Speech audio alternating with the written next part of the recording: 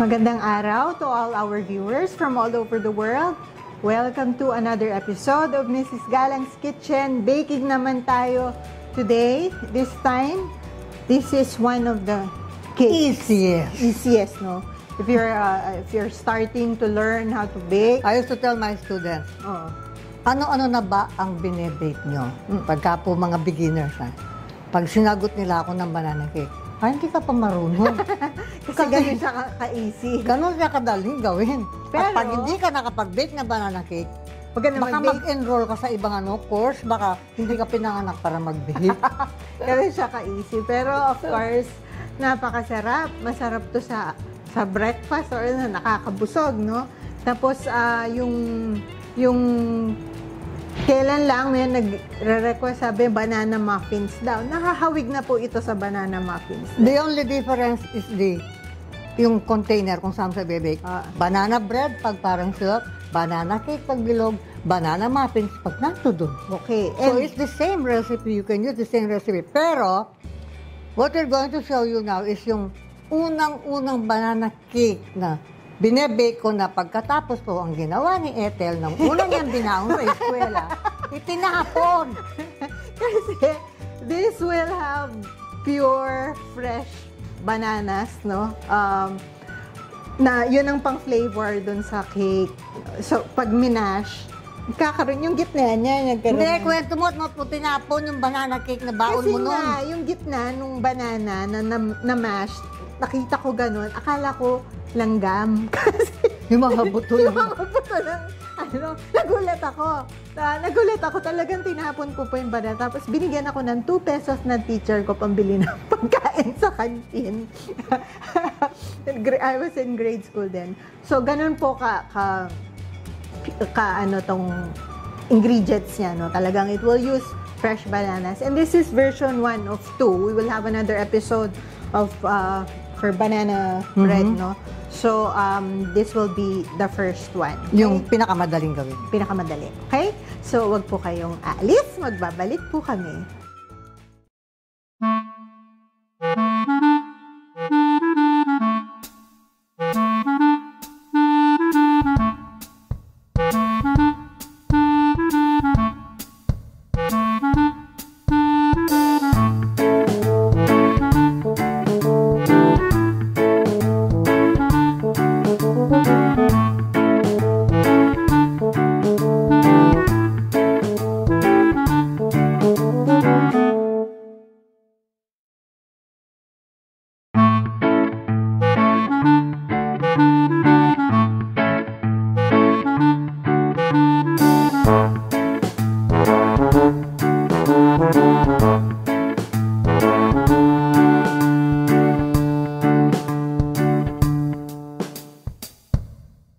Umpisa na natin yung ating banana cake. Yung pinakasimpleng version na ginagawa natin. The simplest version. Una mong tinitinda. So first step, i-mash natin yung banana. So maraming methods, maraming ways. Yung iba, tinidor, yung iba blender, pag gustong mas mapino. Pero gusto ni Mrs. G yung marami pang may chunks. Pwede kayong gumamit ng potato masher. Tapos these are the types of bananas that we use. Mas maganda yung medyo hinog ng konti. Mas maganda yung hinog pa ng konti. Kaya lang, huwag yung masyado pong hinog. Kasi ang napansin ko, tumatamis yung yung product, yung bake yung banana bread, pag masyadong hinog yung saging. So, yung tama lang sa hinog na madudurog ninyo. Tsaka mabango na siya, malasa na siya. Malasa na. Pag sumobra sa hinog, lalasang nagliliquid pag minamash eh. Tsaka nagpe-ferment, parang iba lasa. Kadami-dami kong banana. Tsaka minsan may alaga na. Kadami-dami kong banana cake na ginawa nung araw. Pero ito medyo, pa. Medyo matigas pa ng konti. Puro bukas pa to talaga mas maganda. Kaya we really have to buy ahead of time bago ng taping. Tapos hintayin namin kung mararipen na, saka kami mag-tape. Saka namin kukunan. Tapos ang gusto ko, pinagbiling ko ang gusto ko dyan, yung texture niyan, yung kamukha ng una kong ginagawa na mayroon chunks ng saging. banana cake nga eh. So, ayan. Meron pa siyang talagang chunks. Pero meron na rin nakamash na banana. So, yung lasa niyan, kakalat na talaga. Tsaka mag-moist yung ating banana cake. Of course, if you're going to sell it at hindi siya naka-refrigerate, hindi po namin sasabihin sa inyo na magandang gawin ito. Because this has to be refrigerated because of the press of the bananas na talagang tunay na saging ang nasa loob. Kaya po sa mga commercial na banana cake, banana bread, they use flavoring. Usually flavoring or linalagyan ng preservatives. Pero Yes. yung permissible amount naman. Oo. Hindi naman porke may Hindi natin preservative. sila masisisi, gusto nilang magtagal ang shelf life. Pero kung sa So, pambahay po, tama na Saka ito. hindi naman yung preservative, either permissible amount, so safe pa yun. Mm-mm. Kesa kumain kayo ng nasira o may Oo, amag. O tama. So, hindi naman porke may preservative masama. Okay. Then, so ito yung pinaka-easy sinabi namin. So, para lang siyang muffins. Yung muffin method. So, all wet ingredients in one bowl, all dry ingredients in another bowl. Tapos, pagsasamahin natin yun. So, unahin muna natin yung wet ingredients. So, we have eggs. So, para sigurado tayong walang scrambled. Minsan, di ba? Dahil hindi ito masyadong minimix. Minsan yung eggs hindi na mimix. Merong, pag slice mo, May streaks ng eggs. merong siyang omelette sa loob. So, all wet. So, yan. Vegetable oil.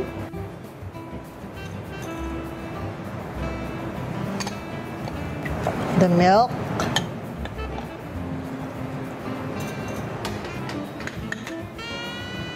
Vanilla. Yan. So yung isang inahalo ko sa wet ingredients madalas is the salt kasi para siguradong dissolve. Tsaka nakakalat ng maayos.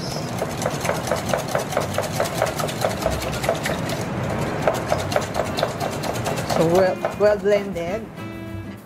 Then ito pala. Kasama rin dito yung ating mashed na bananas. Hindi ko pinatigil sa Ang Ekar sa dami. pag-test yan hanggat di ko natikman na yung parang pudding siya na hindi naman pudding pero Ang daming bananas. yes, Talagang banana. the banana cake siya talaga. Sabi ko, dagdagan mo pa yung saging, dagdagan mo pa yung saging.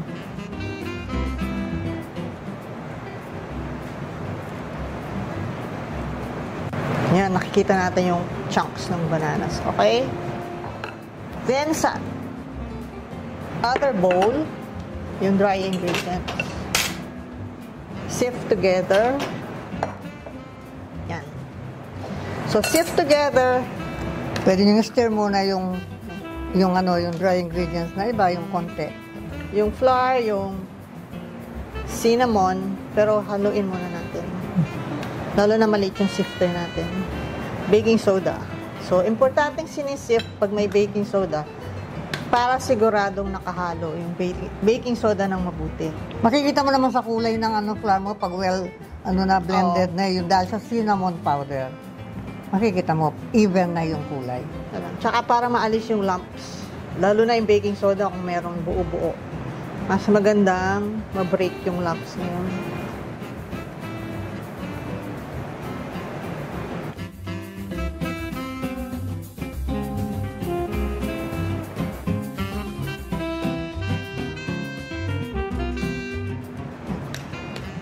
Yung sugar, hindi ko pa ihahalo. Hindi ko isi-sift kasi mas malalaki yung granules nun, di ba? Minsan naiiwan lang sa sifter. So, hindi rin siya nagbe-blend. Nahuhuli siyang lumalabas. Pag marami akong ginagawa nung gabi pa lang ginaganyan ko na yan eh. Kasi naisa sa matagal lang eh. Nung nagtitinda ka nun, ang laki ng bowl. Nung mix mo na, laki-laki ng bowl. Nung mga maliliit pa si Naika, nagtinda-tinda po ako ng mga ganyan eh. Sa bakery ng father ko. Mga banana bread. Make sure na blended siya. Yes. Tapos, add natin yung sugar. Tapos, i-blend din.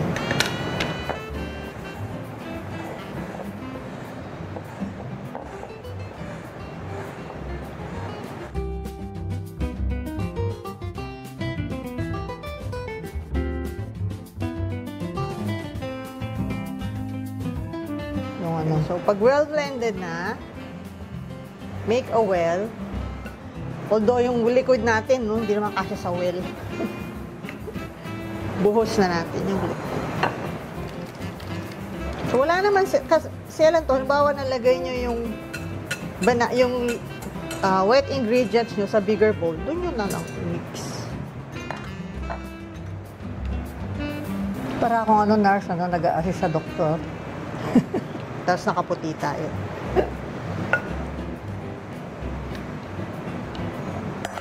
So, yan. So, pwedeng scraper lang. Lalo na may lumps naman yung ating bananas. Pag maramihan, pwedeng mixer. Kasi natatandaan ko nung nagtitinda ka, ang dami, di ba? Pinapamixer mo sa akin. Pati yung pag-mash sa bananas nun, yung mixer mo. Pinapa-break mo lang gano'n. Kaya may lumps. Oo, pero kailangan may lumps.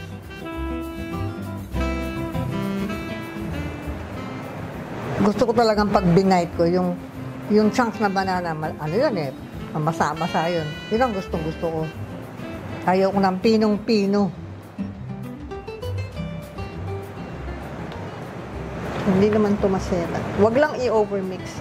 Once wala na kayong nakikitang dry na flour, sabi, once clear na, pwede. Okay na yan.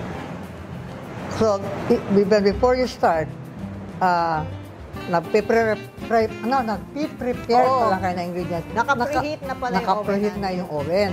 Dahil mabilis lang to, so before you start mixing, preheat your oven to 350 degrees. Not even before start mixing, niyanda pa lang yung 20 ingredients. minutes. Hindi, kasi yung Yung oven nga pala nila sa bahay, maliliit lang. small oven, 20. Pero pagka yung commercial, kamukha na magamit namin, medyo mas matagal po ang preheating lalo niya. yung toast, pwede to sa toaster oven. Yes, pwede sa Saka yung toaster maliliit oven. na tabletop na ovens, pwede. Pwede. So, ang bilis lang nun So, pwede yung almusalin to sa umaga. Gigising yung mga anak ninyo, yung makasama nyo sa bahay. Yung amoy ng Okay. banana bread. So, ayan, lalagay na natin. So, this recipe, kasya sa dalawang maliit na loaf pan. So, this is about 3 by 8 yung size niyan. So, dalawang 3 by 8.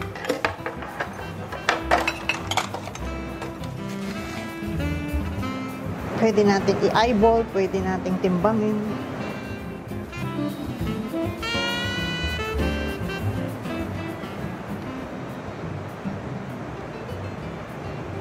Mabigat.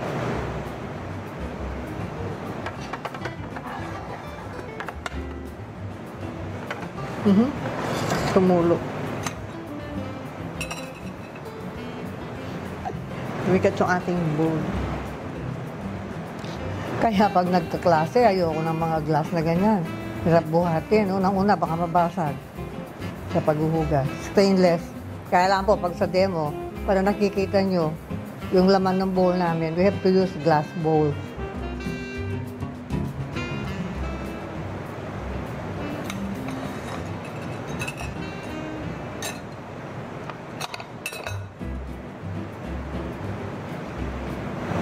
Okay, so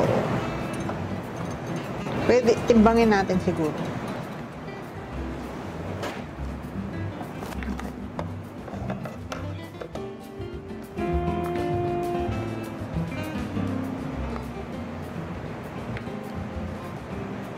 Ang layo. 927.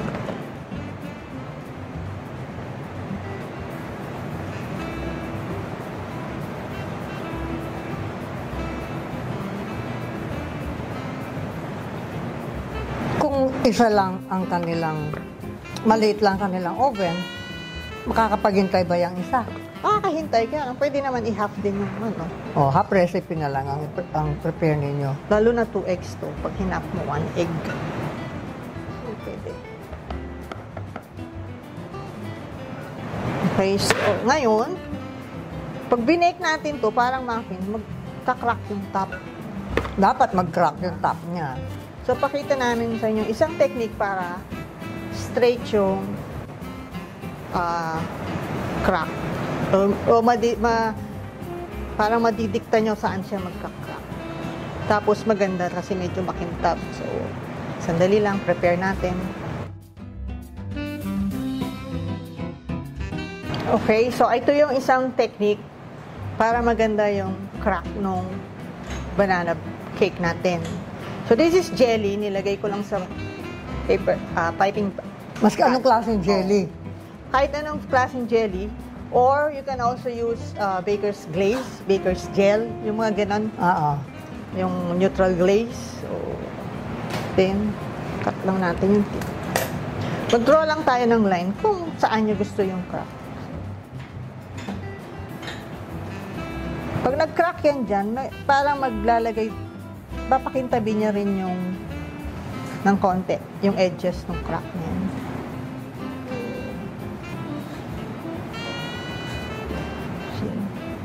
So, kung ilan ang ilalagay mo, o hindi, o sa gitna lang. Mas maganda sa gitna kasi ito lang yung main, dyan siya magka-crack. Meron pa rin maliliit na cracks dyan, pero dito, maganda siyang lalabas. So, pag dinamihan mo, medyo magiging maraming crack. O tama pero na yun. Pero iba nilagyan ng pattern, medyo pasigsag-sigsag, ganyan. Okay, so isasalang na natin. So, Okay na to. 350 degrees for 50 minutes to 1 hour. So, medyo pag siksik na ganyan, talagang matagal na nag-bake. Okay?